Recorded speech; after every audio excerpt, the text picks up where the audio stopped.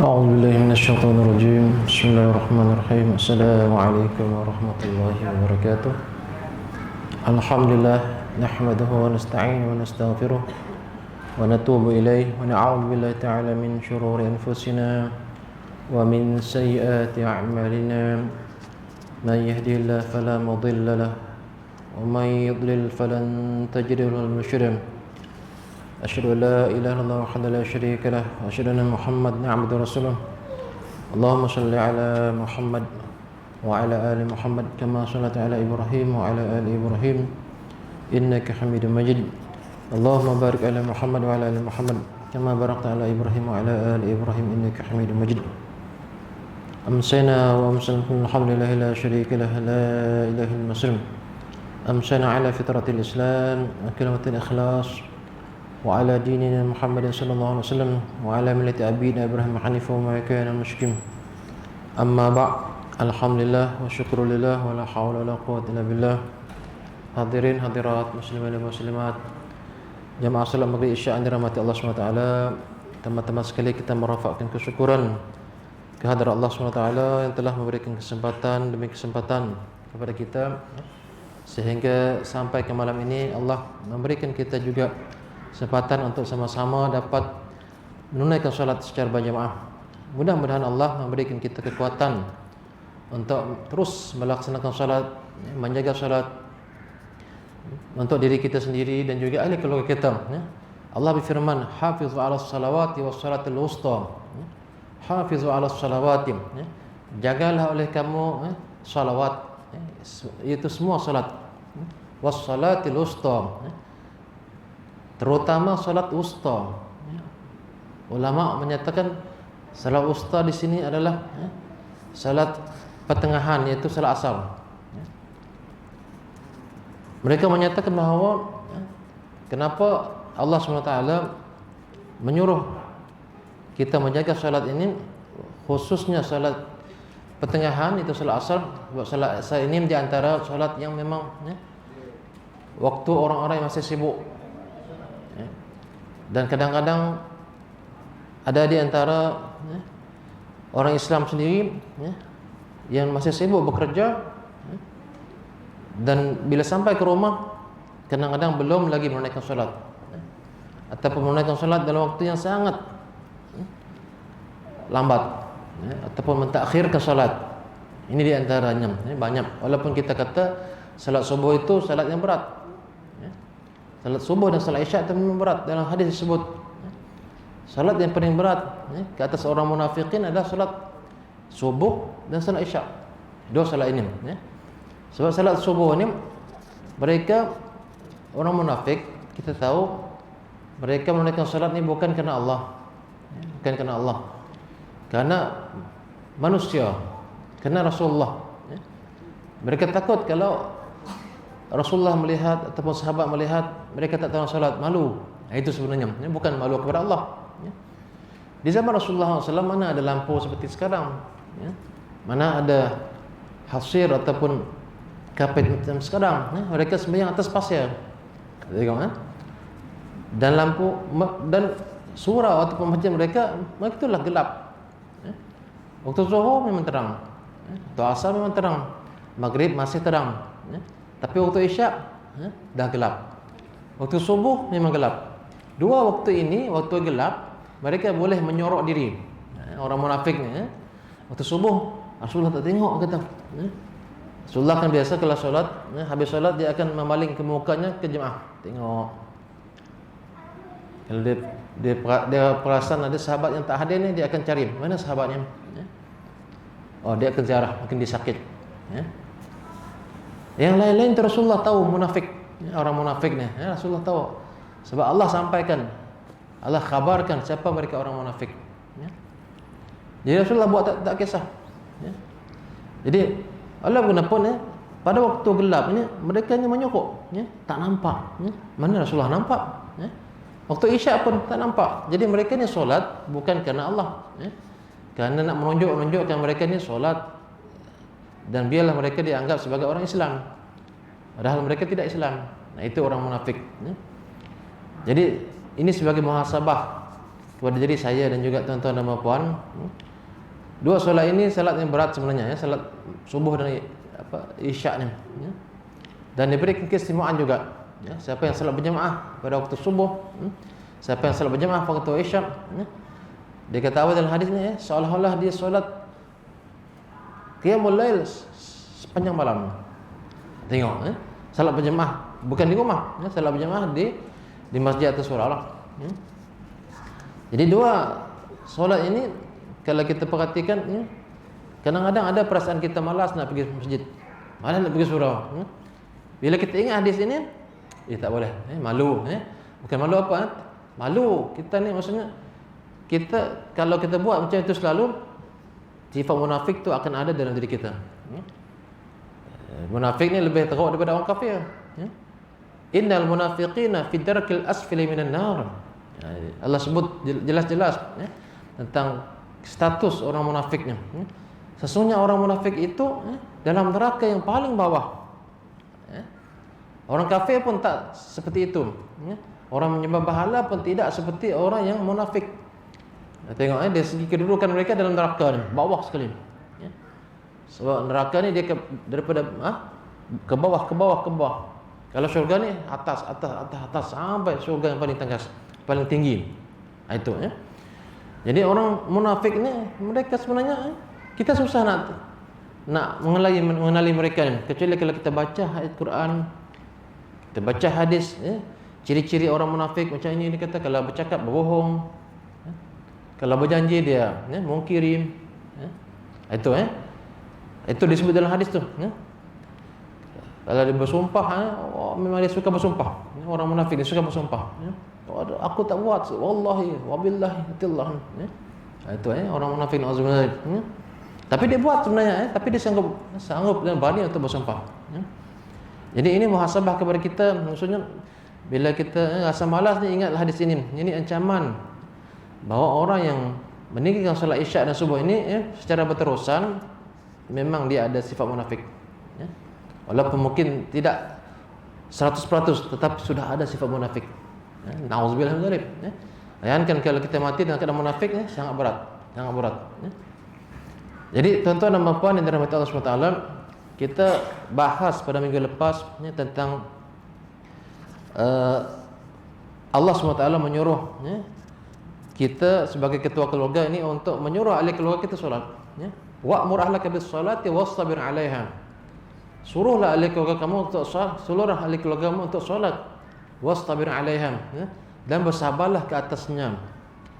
Atas apa ni? Ke atas perintah menunaikan solat ni untuk diri kita dan juga untuk, ahli keluarga kita ni. Sebab saya dah sebut minggu lepas, bila kita tahu ini sebagai perintah yang berat, jadi kita tidak boleh main-main, ya. Berdasarkan kepada hadis yang telah kita sama-sama, ya, telah pada minggu lepas, ya, bahawa Allah SWT ataupun Rasulullah SAW menyatakan bahawa dia suruh kita apa? Muru auladakum bis-salati wa hum abna'u sab'a sinin, ya. Suruhlah, perintahlah anak kamu untuk salat ketika mereka umurnya, ya, 7 tahun, ya, 7 tahun, ya. Suruh dah, ya. Sebelum tu tak disuruh, ya. Umur 5 tahun, ya, 6 tahun belum suruh, ya. Kalau nak ikut.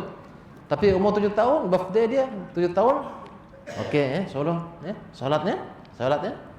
Kalau tidak salat jangan marah, ya. Subuh tu, gerakkan dia, ya. Kebetulan anak-anak pada waktu dia sudah 7 tahun tu sudah tahun 1, ya, ataupun darjah 1 setelah kita, ya. Jadi sebenarnya taklah terlalu susah, ya. Kecuali Sabtu dan Ahad, ya, mungkin agak berat, ya. Jadi bila kita gerakkan mereka untuk bersiap sekolah, mereka juga disiap untuk solat, ya.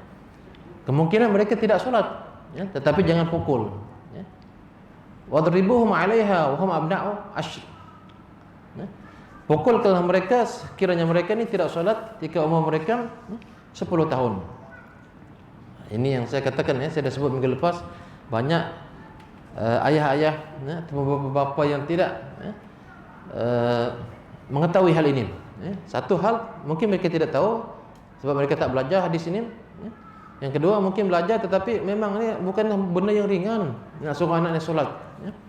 Bayangkan 300 ya, 360 hari ya, setahun. Bayangkan ya, nak suruh ni, kita nak pantau mereka ni ya. Solat dalam sehari 5 kali ya. Dah solat belum? Dah ya. Dah solat belum ya? Subuh tu memang kita bukan dah solat belum ya? Bangun. Nah, itu ya. Kalau zuhur kita kata dah solat belum ya? Asar macam tu juga ya, isyak. Tapi subuh kita gerakkan. Bangun subuh ya. Tapi jangan, kadang-kadang orang ni dia akan lebih apa istilah kita ya, bersungguh-sungguh menggerakkan anak untuk anak sekolah. Sekolah hari ni jangan lambat, nanti gate kena tutup. Itu ya. Jadi dia sungguh-sungguh seorang ayah ni ataupun seorang ibu ni ya. Tapi kalau anak ni tidak pergi sekolah, memang dia akan jadi marah ya. Itu setengahnya ya. Tapi kalau anak tidak solat, kadang-kadang tidak marah. Ini satu yang terbalik ya. Ada yang terbalik. Sepatutnya tak solat tu ya, kalau umur 7 tahun okey lagi. Kalau umur 10 tahun tu memang sudah ada bagi ya. Dibagi amaran dan juga dipukul. Saya sebut minggu lepas ni dipukul sudah. Ikut kadar yang membedai lah, maksudnya sehingga dia rasa takut untuk meninggalkan solat. Sehingga dia merasa bahawa solat itu sangat penting, bukan main-main ya. Tapi ialah beberapa kadang-kadang dia lebih memberatkan kepada akademik ya. Kalau anak tidak ikut tuition ataupun gagal, mereka pukul ya. Padahal tak ada masalah ya. Yalah, memang kita rasa nak anak kita berjaya ya. Kita nak anak kita berjaya ya. Tapi kalau mereka tak berjaya, jangan susah hati ya. Ada lagi ya, benda-benda lain yang dia akan capai. Berapa ramai anak-anak yang mereka tak excellent pun dalam akademik, tapi dalam bab yang lain ni hebat ya. Bahkan gaji mereka lebih besar ya. Walaupun mereka ni tidaklah ya, skor SPM mereka ya. Mereka tidak masuk dalam universiti kadang-kadang ya. Tapi mereka ni orang yang memang Allah dah setapkan rezeki sejak azalil lagi. Jangan kita takut. Memang kita usaha untuk memberikan pendidikan kepada mereka. Tetapi pendidikan tentang solat ini lebih urgent ya. Lebih penting lagi. Sebab dia berhubung kait dengan akhirat. Dalam hadis yang lain Rasulullah menyebutnya, awwalu ma yuhasabu bihi al-'abdu yaumil qiyamah as-salah. Amalan yang paling awal dikira, dihisab pada hari akhir nanti adalah solat. Tengok ya.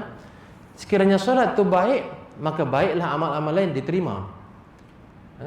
Kalau sekiranya solat ini kurang, maka Allah akan cari. Kalau ada hamba ini dia melakukan solat-solat sunat. Nah, ini pentingnya solat sunat yang qabliyah ba'diyah ni solat duha, solat witir, solat apa lagi lah, qiyamul lail. Itu untuk menampung sekiranya solat wajib kita ini dia ada kurang.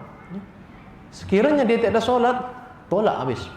Tengok walaupun zakatnya ada, walaupun puasanya penuh, walaupun hajinya sudah 2-3 kali, umrahnya berkali-kali, solat tidak ada, ditolak.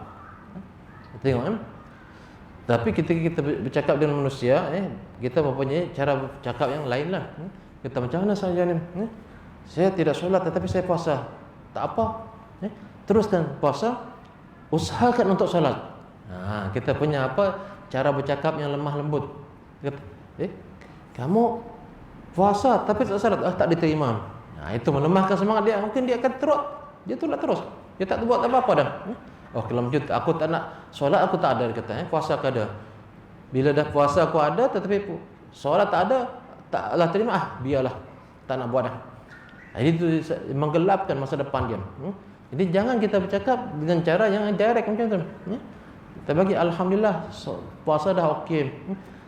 Ni solat ni kena jaga ni sebagai imaduddin. As-salatu imaduddin. Dalam hadis dikatakan solat itu adalah tiang agama ni. Tiang kepada zakat, puasa, haji, jihad, apalagi yang lain, banyak lagi yang lain, pernikahan, sedekah, baca Quran. Tetapi kalau solat tidak ada, roboh. Jadi tidak roboh. Walaupun hebat punya sedekah, walaupun hajinya sudah 2-3 kali, tapi solat tadi dia buat, dia akan tertolak, merdud. Jadi sangat bahaya. Bahkan dalam Al-Quran Allah sebut, ma salakakum fi saqar. Ini satu pertanyaan bagi orang-orang yang tidak solat di akhir kelak. Qalu lam nakum minal musallin. Apa yang menyebabkan kamu masuk neraka saqar? Malaikat tanya ni. Qalu lam nakum minal musallin. Kami tidak termasuk dalam orang yang solat. ya. Mungkin dia orang Islam tapi tidak solat, ya.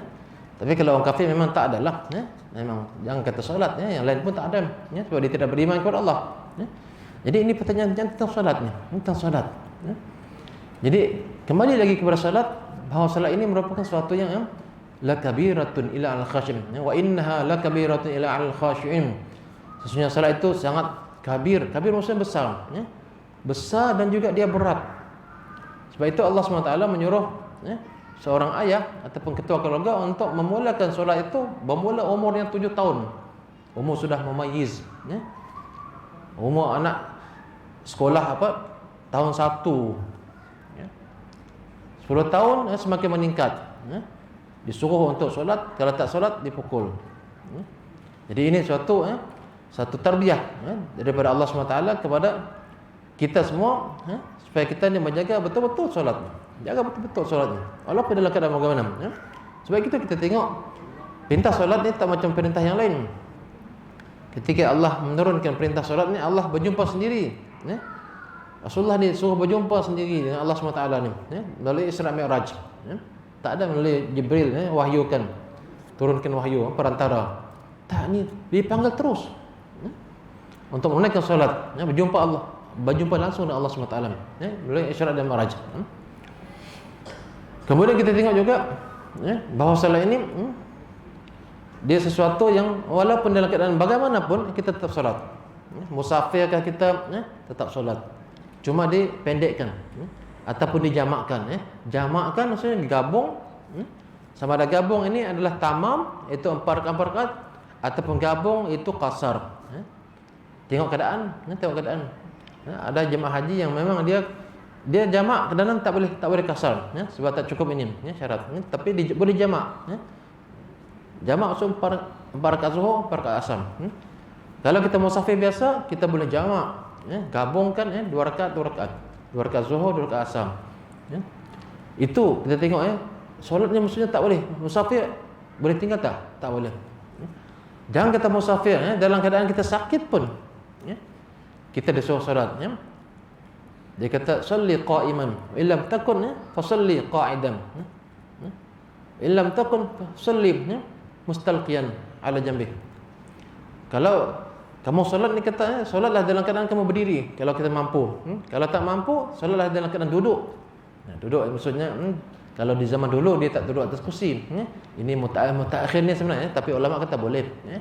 Asalnya adalah seperti kita duduk tahiyat awal, ya, macam tu, ya. Duduk tahiyat awal tu maksudnya, kita takbir Allahu Akbar, ya. Itu rukuk, ya, idal, ya, tersujud, ya. Itu yang dulu, ya. Kalau tak mampu duduk macam tu, masih nak jatuh juga, berbaring, ya. Tinggikan kita punya bantal, menghadap ke kiblat, ya, hadap ke kiblat, ya. Naikkan ni kita punya ni, ya. Ataupun ala jambik.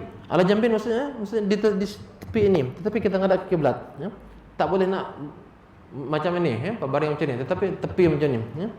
Kita menghadap ke kiblat, ya. Sehingga kan kalau tak mampu macam tu, ya, boleh dengan isyarat, ya. Isyarat jari ataupun isyarat mata, ya. Kalau kita tengok pembahasan ulama ni dalam bab solat orang-orang yang uzur, ya, sampai ke tahap begitu sekali. Misalnya mereka dengan mata ataupun dengan jari, Allahu Akbar, ha? Allahu Akbar rukuk, ya. Sami Allahu liman hamidah, ya. Sujud jari saja tengok, ya.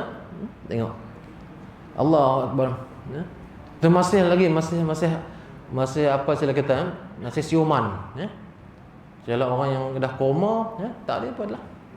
Tapi kalau orang yang dia bukan koma, memang nak meninggal dunia dah, tetapi dia tak berapa ini dah, ya, tak berapa kongang sila kita, ya, si berapa kongang bahasa kita, ya. Saya sendiri ada ketika ayah saya belum meninggal, ya, seminggu sebelum meninggal tu memang dia dah mata dah tak buka dah, ya. Tapi dia dengar kita bercakap, ya. Saya kata ayah ni masuk waktu zuhur, ya, saya wudukkan ayah. Okey, saya wudukkan, ambil spray, ya.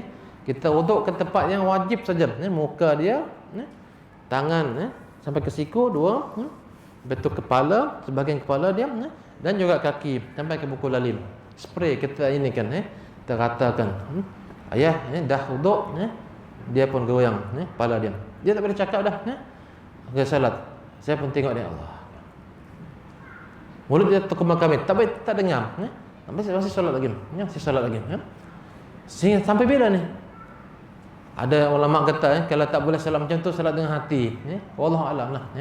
Wallahu alam. Macam mana salat dengan hati? Kita pun tak tahu. Maksudnya dia tak sedar dah. Macam orang koma, itu memang tak solat dah. Memang tak boleh. Ghair mukallaf. Dia tidak mendapat taklif, bebanan dah. Sebab dia tak sedar. Macam orang yang tidur, dia kata rufi'al qalam an thalath. Dia angkat catatan amalnya, belaka tidak mencatat, tidak dianggap berdosa dia. 3 jenis manusia ni. Dia kata apa? Orang yang tidur sehinggalah dia bangun sedar. Dia tidur ni sampai pukul 8 baru sedar. Dia tak berdosa. Dia bangun berwuduk terus solat. Tengok Orang yang belum baligh sehinggalah yahtalim. Orang yang belum baligh dia tak berdosa. Sehinggalah dia baligh, barulah dia wajib solat. Ataupun dia lupa, nasyah, lupa. Rupanya aku belum solat. Ya Allah, fikir dah solat. Dah lepas dah waktu zuhur. Sibuk pergi hospital, bawa ahli keluarga yang pergi ICU contohnya. Astagfirullah, dah masuk waktu asar. Adakah dia berdosa? Tidak. Tidak berdosa.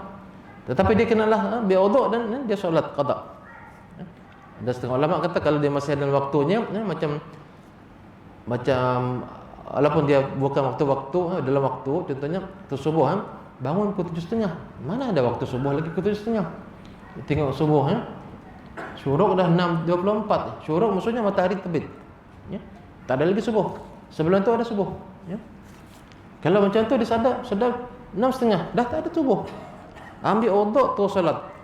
Sebab dia tak sedar. Dia tak sedar. Tengok begitu sekali ni. Jadi orang yang dia tak sedar, yalah, orang yang koma nak solat macam mana? Dia dengar kita. Orang yang koma tadi dengar orang yang hidup tu bercakap. Ini cerita orang yang koma, dia cerita dia, lepas tu dia sembuh. Dia kata memang menangis, kata menangis dalam hati, tak boleh buat apa. Kadang-kadang dia menangis, nampak menangis. Dia koma tu, nangis. Tak boleh nak reply.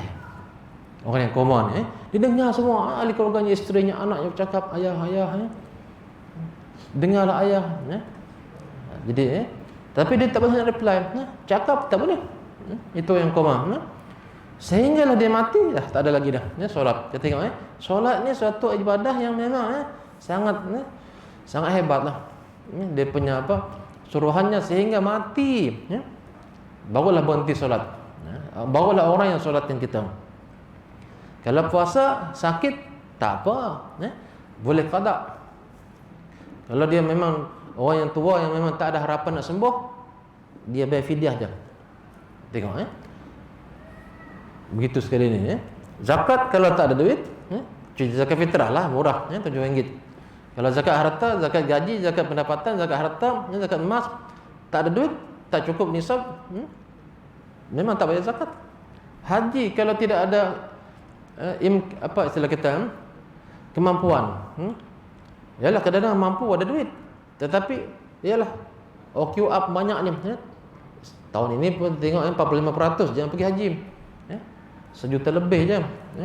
Lepas itu kita tengok jemaah haji menunaikan haji tahun ini, kata agak senang tahun ini, kata. Mana yang pernah pergi, dia pergi kali kedua, kata tak ramai. Memang 1 juta lebih je. 45% daripada jumlah yang sepenuhnya. Yang biasanya 32,000 orang dalam Malaysia ni. Kalau Indonesia 200,000. Tahun ini 100,000 je Indonesia. Itu jemaah yang paling ramai. Jadi yang tak mampu ni, kata mampu dari segi kesihatan, mampu dari segi duit, tetapi nak pergi tu memang belum, tak dapat sebab Covid. 2 tahun kita tak pergi kan, tengok tak dapat. Itu juga apa istilah kata, kemampuan, bahawa mungkin dengan kemampuan. Jadi tak boleh pergi. Ataupun memang tak ada duit dah. Memang orang tak miskin. Wajib ke dia pergi haji? Tak wajib. Tapi kalau solat, miskin kah, kaya kah, ada duit kah, tak ada duit, memang solat. Sakit kah, solat. Tengok tak ada alasan kata aku sakit tak boleh solat. Solat Jumaat, iyalah tak boleh solat Jumaat, tetapi solat Zuhur. Tengok solat Zuhur tetap solat. Tengok. Jadi begitu sekali solat ni. Solat ni maksudnya suatu ibadah yang memang dia seolah-olah kita nak bermi'raj, berjumpa dengan Allah. dia adalah kunci selepas la ilaha illallah. La ilaha illallah adalah kunci syurga. Tetapi kalau orang ni ucap la ilaha illallah, memang dia akan masuk syurga kalau tidak mensyirikkan Allah. Tetapi kalau tidak sembahyang, tidak apa, dia masuk neraka dulu. Masuk neraka dulu, lepas tu bawalah masuk syurga. Sebab itu kena ada kunci yang kedua. Kunci yang pertama la ilaha illallah. Itu gerbangnya masuk syurga tu. Itu la ilaha illallah. Yang kedua solat. Sebab bila tidak ada solat, walaupun bagaimana, maka dia tidak akan dapat masuk syurga. Solat mungkin. Kalau solat baik kata Rasulullah SAW, maka diterimalah, walaupun zakatnya lebih kurang, puasanya pun tak hebat sangat, ada yang kurang sana kurang sini. Haji pun macam tu juga, jihad bersama juga, sedekah pun, baca Quran pun diterima. Berdasarkan kepada dia punya KPI ni. KPI dia apa? Solat ni sebagai syarat utama. Ialah selepas mengucap dua kalimah syahadah. Kalau orang tak mengucap dua kalimah syahadah, memang tak Islam lah. Untuk apa cakap tentang solat? Jadi begitu mahalnya solat ini, sehingga Rasulullah SAW dia ulang-ulang, sehingga Rasulullah nak meninggal pun, nak wafatnya, as-salah, as-salah, as-salah. Rasulullah ingat tentang solatnya, solat, jangan lupa solat, solat. Sebab Rasulullah tahu solat ni berat, solat ni berat. Jadi akan ditinggalkan apa oleh orang-orang yang di akhir zaman ataupun di akhir nanti, yang mana mereka ni lemah iman. Lemah iman yang akan meninggalkan solat. Zurriyatan dhi'af. Dalam Al-Quran katakan, digunakan kalimah zurriyatan dhi'afah. Maksudnya zuriat yang lemah iman mereka ni. Mereka tidak dilatih untuk melakukan solat. Tengok. Sehingga apabila ayahnya meninggal, sebelum ayah meninggal pun mereka sudah buat enteng je solatnya. Buat enteng solat. Dia tak kisah. Jadi bayangkan kalau kita kembali kepada muru awladakum bis salat, perintahlah anak-anak kamu untuk solat. Siapa yang sebenarnya nak memerintahnya? Kalau orang ayah tu sendiri tak solat, mungkinkah? Mungkin. Tetapi dia sebenarnya berat hati dia. Ini saya tengok di sini di sekolah-sekolah, ayah dia tak solat, anak dah solat atas bimbingan mungkin ibunya ataupun ustaz-ustaz di sekolah. Bab dibawa ke bila sampai di sekolah ni ada kafar, mereka ni akan dilatih untuk solat asar dan solat solat zuhur. Maka dilatih. Benar? Saya tanya, ayah solat tak? Belum solat lagi, dia kata. Oh, macam tu saya kata. Begitu sekali. Jadi ada juga anak-anak ni sebab terpaksa, sebab di sekolah tu memang ada solat, kena ikut. Tetapi di rumah mungkin dia tak solat, sebab ayah dia sendiri tak solat. Ini sangat berat. Sebab itu kena ada dakwah bil hikmah ataupun dakwah apa istilah kita? Biasanya ada dakwah bil maqal, ada dakwah apa ada satu lagi lupa dah. Dakwah dengan kita menunjukkan contoh. Contoh tak cakap. Mungkin kita suruh kita solat tapi kita sendiri dah solat dah. Sendiri dah solat dah. Bila anak kita suruh solat dia kata ayah kita tak solat. Kita suruh anak kita pergi masjid, kita pergi masjid sana solat jemaah. Kita sendiri di rumah tengok lagi TV contohnya, naudzubillah, bukan orang sinilah, orang yang tak di luar sana lah, maksudnya mungkin tak solat lagi lah, bukan solat jemaah, tak solat. Itu maksudnya tak solat lagi. Jadi macam mana hatinya nak suruh orang solat, dia sendiri tak solatnya. Dia munafik sebenarnya, munafik. Suruh anak dia solat tapi dia sendiri tak solat. Kesan percakapan dia tak kuat sebenarnya, sangat lemah. Itu disebut sebagai dakwah bil hal. Itu yang saya nak sebut tadi, dakwah bil maqal, yang maksud dakwah dengan ucapan kita. Kita berdakwah, kita berceramah, itu dakwah bil maqal. Dakwah bil hal ni maksudnya dengan budi pekerti kita, dengan menunjukkan contoh. Kita dah suruh dah kita ke solat. Dia tengok anak-anak yang umurnya belum sampai 7 tahun, dia ikut. Kita bawa dia ke masjid, ke surau, dia ikut solat. Belum lagi kita pernah ajar dia macam mana kita takbir, dia pun ikut je macam-macam. Lebih kurang je. Kadang dia letak macam mana lah, letak macam itulah. Lebih kurang je. Tak apa. Yang penting dia dah tahu macam ni apa orang solat. Tengok dia rukuk, kadang-kadang dia letak kepala di atas sejadah, berpusing lagi. Itu budak-budak. Tapi sudah ada qudwah, sudah ada contoh. Bila ada contohnya maksudnya dia akan ada kekuatan. Kekuatan sebenarnya. Tetapi kalau tidak ada contoh disuruh, ayah suruh je solat. Sendiri tak buat. Memang sangat susah. Sangat susah. Seperti apa ketam, pepatah kita ni seperti maknanya ketam berjalan betul, tetapi ayahnya memang dia sendiri pun tak betul jalannya, undur ke tepi. Dia tidak pernah akan berjalan ke depan. Jadi begitulah seorang ayah. Jadi ayat ini turun kepada seorang ketua keluarga sebenarnya, seorang ayah, untuk menyuruh anaknya solat, dan bersabarlah menyuruh mereka solat. Setiap hari kita pantau mereka ni, kita pantau. Dia bukan senang memantau ni. Kalau kita sendiri tak solat, macam mana nak pantau orang solat? Macam mana nak pantau orang solat? Kalau kita sendiri tak solat, biarlah dia, aku pun tak solat, letih nak suruh dia solat, dia anggap ringan, dia sendiri tak buat. Ini sebenarnya. Kemudian dalam hadis ini, wa farriqu bainahum fil madaji'. Ini sambungan yang minggu lepas, Pisahkanlah tempat tidur mereka. Ini juga adab Islam, Dalam adab Islam ni ada memisahkan anak yang sudah umurnya 7 tahun, jangan suruh tidur lagi dengan ibu dan ayah.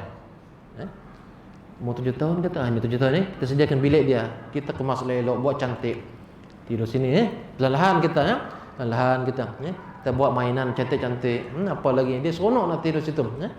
Akhirnya lama-lama dia sudah tidur berpisah daripada ibu dan ayah. Kenapa buat macam itu? Sebab ibu dan ayah ni ialah dia suami isteri ni ada nak buat apa yang dia nak buat, terserah. Dia ada aurat dia sendiri juga. Anak ini sudah dilatih untuk mengenali tentang aurat, pergaulan yang boleh dan pergaulan yang tidak boleh, sejak daripada umur mumayyiz, umur 7 tahun. Fariquhum fil madaji', fariqu bainahum fil madaji'. Pisahkanlah mereka tempat tidur mereka. Lelaki, perempuan. Tapi kalau masih umur di bawah 7 tahun tak ada masalah. Tidur dengan ayah ibunya, ataupun tidur campur. Tapi kalau sudah meningkat sedikit demi sedikit, umur 7 tahun dah sudah dilatih untuk menjaga aurat mereka. Kalau tidak dijaga ni, mereka semakin besar ni, semakin tumbuh, badan mereka tumbuh, hormon semakin bertumbuh. Apalagi kalau anak perempuan di umurnya 8 tahun, 9 tahun sudah balik. Bila anak balik ni, kalau perempuan dia akan tumbuh, badannya tidak seperti badan dia umurnya kanak-kanak. Bahagian depannya, dua dadanya sudah tumbuh. Jadi auratnya semakin menonjol. Jadi Islam mengajar supaya ayah ni terutamanya sudah memberikan pengajaran kepada anak ini dengan memisahkan tempat tidurnya, supaya mereka tidak melakukan sumbang mahram nanti. Di antara sebab berlaku sumbang mahram adalah ini dia, bercampur macam tu. Satu bilik ni lelaki perempuan ni tidur satu katil walaupun berbeza, tapi mereka ni dalam tu tengok aurat masing-masing. Bila sudah meningkat remaja, nafsu sudah ada, sudah balik, syahwat tu ada. Tengok tu, dia sebenarnya ada attraction, ada daya tarik. Di Islam tu suruh sebelum lagi balik macam tu sudah pisah dah. Sudah pisah, supaya mereka jangan terlanjur tengok dan akhirnya ada dalam hati ni sesuatu yang pelik. Pelik maksudnya ada rasa syahwat tu. Ini banyak kes-kes yang berlaku kalau orang putih biasa bagi mereka ni. Kadang-kadang adik-beradik buat sumbang mahram dengan zalim. Tengok nauzubillah zalim. Baik itu dalam Islam kita tengok, walaupun anak perempuan ni dia boleh ayahnya tengok auratnya, yalah, tetapi tidaklah semuanya sampai aurat yang berat. Dia tak boleh, maksudnya hendaklah dia jangan seksi sampai ke atas ini, paha nampak, di bawah lutut. Dia boleh gunakan dalam rumah tu di bawah lutut ni, jangan dia sampai seksi. Dia tutup ni, ini boleh nampak kepada ayahnya. Kalau maknya lagi kurang lah. Rambut boleh ayah tengok aurat anak perempuan yang sudah balik. Jadi kalau tidak, maka jadi akan masalah juga. Berlaku sumbang mahram, itu ayah berzina dengan anak perempuannya sendiri. Sebab anak perempuannya nampak auratnya. Semakin dia meningkat, semakin menyerulah dia punya aurat tu, semakin menyerulah. Kanak-kanak tak ada lagi. Jadi ini sebabnya Islam ni sangat menitik berat buat awal-awal lah Islam menyuruh untuk mendidik. Solatnya disuruh menutup aurat sudah di awal ke tutup auratnya. Bukannya tutup aurat maksudnya dari segi penampilan mereka ni maksudnya bilik tu sudah pisah-pisah. Kecuali orang yang miskin lah orang yang miskin memang agak susah. Ini pengalaman saya sendiri tengoklah di Jakarta contohnya dulu tengok rumahnya memang tak ada bilik. Di situlah tempat tidur, di situlah tempat makan, di situlah dapur. Memang miskin. Nak buat macam mana? Jadi akhirnya di situlah berlakunya sumbang mahram antara anak lelaki dengan ibu. Dan mereka tengok ni ibu bapa mereka ni membuat sesuatu yang mereka tak pernah tengok sebelum ini. Dan mereka nak contohi. Nauzubillah zalik itu bagi ibu ayah halal, tetapi bagi anak ni tak boleh tengok. Sehinggalah mereka bila mereka sudah menikah nanti. Jadi mereka belum layak lagi melihat tetapi sudah melihat sehingga berlakulah sumbang mahram. Banyak kita tengok dalam kisah-kisah masyarakat yang pelik-pelik. Nauzubillah zalik. Jadi maksiat berlaku di situ. Jadi disuruh agar ayah itu mengambil peranan untuk memisahkan bilik suami isteri, ayah ibu ayah satu anaknya kalau perempuan semua tak ada masalah satu bilik. Itu pun buat apa bilik kah. Tapi kalau ada anak lelaki anak perempuan pisahkan. Ini anak lelaki, ini anak perempuan. Bila mulanya umur 7 tahun sudah mula. Pisahkan mereka ni Itu untuk mendidik tentang pergaulan yang betul. Itu juga menjaga diri mereka ni walaupun tidaklah mereka pakai tudung gunakan antara adik beradik ni lagi perempuan taklah pakai tudung tapi ialah ada papat yang memang mereka tak boleh tengok. Buah dadanya tak boleh tengok, kemaluan tak boleh tengok, cuma tutup. Aurat-aurat yang berat maksudnya pahanya tak boleh tengok. Kalau tengok tu akan menimbulkan berahi. Itu Islam dah ajar awal. Islam dah ajar awal.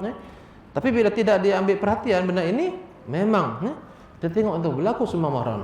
Walaupun saya katakan itu bukanlah 100% sebab benda ini tidak diraikan ataupun tidak dijaga. Ada sebab-sebab lain juga. Dia tengok handphone, bergaul dalam masyarakat, ada kawan-kawannya, jirannya, sehingga mereka terpengaruh. Dalam rumah okey. Dalam rumah okey. Jadi begitu sekali ni. Jadi inilah tuan-tuan dan puan, Allah SWT ni menurunkan syariat Islam ni dengan syariat yang sangat indah yang menjaga diri masing-masing sejak daripada awal lagi daripada kanak-kanak lagi, bukan tunggu besar. Ada lagi hadis yang lain juga tentang hal ini juga. Dia kata apa? 1 minit lagi Alimu as-sabiyya as-salata li 7 sinin wadribuhu 'alaiha ibn ashri sinin.